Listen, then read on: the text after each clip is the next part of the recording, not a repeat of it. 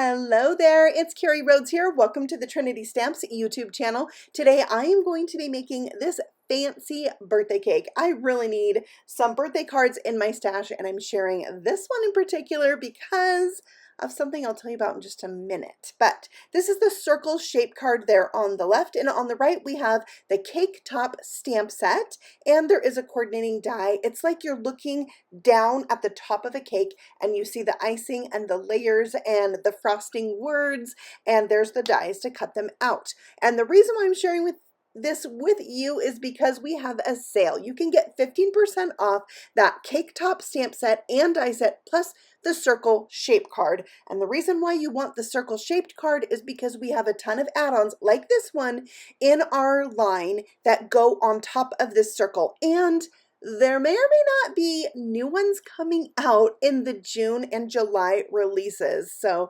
keep that under your hat. And for now, we're going to jump right in and make this adorable birthday cake card. So I'm taking the largest stamp from the set. It has a ring of like piped icing. I'm going to stamp it onto this pink cardstock and emboss it. So I need to wipe away any static or oils that might be on my paper so my embossing powder will only stick to my stamped image. And to get it to do that, I'm inking it up with a sticky ink, a clear ink. This is Versamark ink, and then you can barely see it there, but it's there, and you'll really see it when I pour on the white embossing powder. It'll now stick to that stamped image, and I can tap off any excess that's on my paper. It slides right off, and then we just need to heat it up to melt the powder. So as I heat it, that powder melts, it becomes raised up and shiny. You don't want to heat it too long or it could burn your paper. So like if your paper starts smoking, you've heated it too long.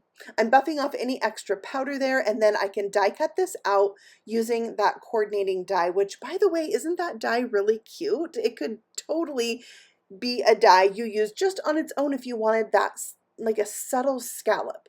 I think it's gorgeous. I love it. Okay, so we've got the base layer. Now we're going to do the second layer of our cake. So I have white cardstock.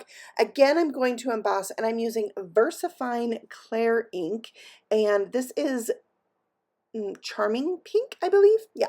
And then we'll ink that up. This is great for embossing. I'm going to stamp it 2 times just to make it a little bit thicker ink, because I sometimes I just feel the need to do that, you know? And I have this stamp positioning tool that allows me to do it. So that's why. And then clear powder for this one so that the pink shines through. It's going to be great. Raised up, shiny, and give it a nice effect. So that's that.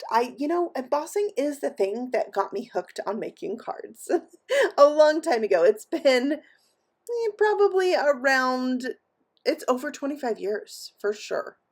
Probably close to 30. Yeah. Okay, so I just die cut that out with a circle. It's going to layer on top here. And now it's time for a little bit more decoration. So these are like the little piped swirls of icing that could be like a flower. And I'm going to stamp a bunch because I want to go all the way around my cake and make it very fancy.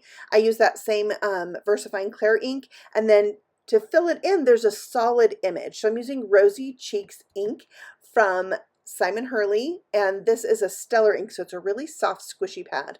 I didn't like the ink full strength, so I'm stamping it off and then using what's left on the stamp to fill in those images, and that's going to give it a lighter shade that I think matches my lighter pink cardstock really well.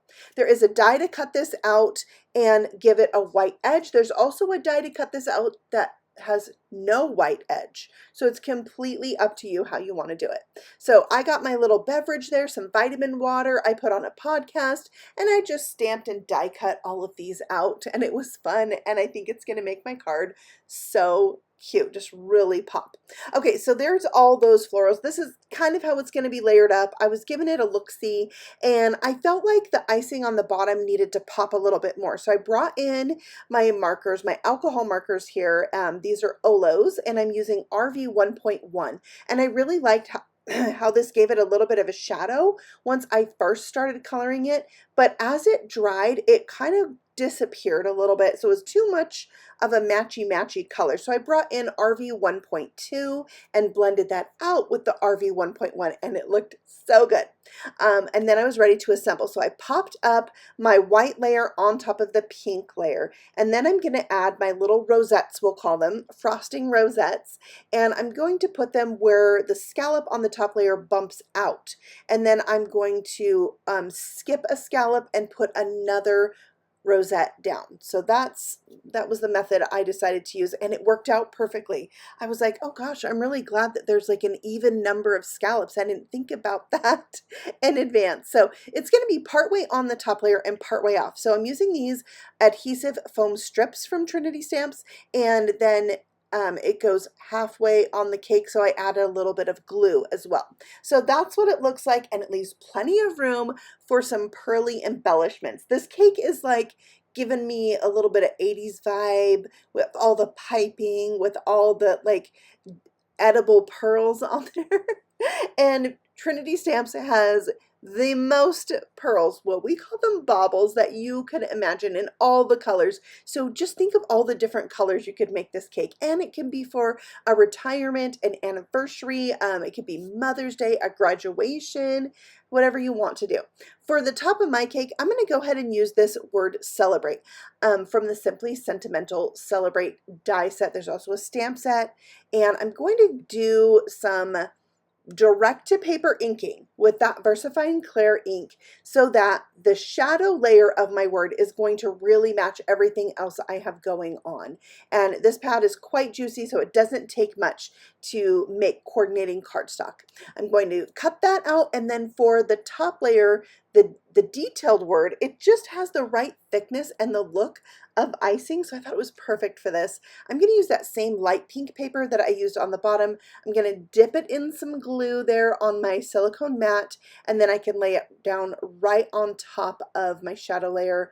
It is so very cute. And with glue, you have a little bit of wiggle room to move this around. On scripty words like this, I sometimes find that I definitely need that wiggle room. And so that worked out great. See, I still had to move it. Yeah. All right, so this is going to be popped up a little bit by adding 2 layers of cardstock to the back. And that just gives it a little bit of lift. It makes it look a little bit thicker, and I really love that look. But now I want some flowers. Can you think back to purchasing those candied flowers? Well, they're like sugar, dry, hard sugar flowers. And you bought them in a pack and you picked them off and you stuck them on your cake. That's the look I was going for. So I cut out these flowers from the Easter basket die set from Craft Foam, and those are going to go on top of my cake. So they really have that kind of thick look that those sugared flowers would have.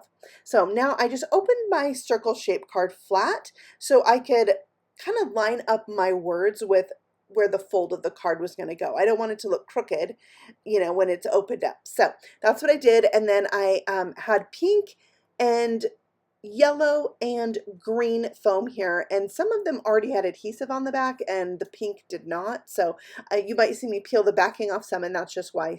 You can buy them sometimes with adhesive on the back. So I thought this was just really cute. I did cut some extra leaves that I didn't end up using. I like the smaller leaves after all, and I just thought this was really like the finishing touch on this cake. Also, I didn't mention, but I did hold it up and show you, I put a smaller pearl in the center of each of those like frosting rosettes. So it's quite fancy. I love it. I just love how it turned out, and I love that I'm pulling out something from my stash that we've had at Trinity Stamps for 2 years, but I've only used this one other time. So pulling this out and using it again, it just made me so happy, and I'm building up my stash of birthday cards, and sometimes you just need a fancy birthday card and, you know, really support your post office by adding extra postage because it has so many pearls on it. Or you hand deliver your card, or you mail it in a box with a gift, right? So there's ways we figure it out, but this is a special card that I think somebody would cherish and hold on to. So there is my special fancy cake top birthday card. Remember, this set is on sale. 15% off, but it's only this weekend, today and tomorrow, May 16th and 17th. You're going to use that code more cake 15 and get this and the circle shape card for 15% off. So if you've yet to make that purchase, now is the time to get that circle shape card, and the dies that come with it, you can create a donut. So you already have fun dies to create something with right when you get it. And look for our new release June 11th. I'll see you very soon with a new video. Happy stamping. Bye.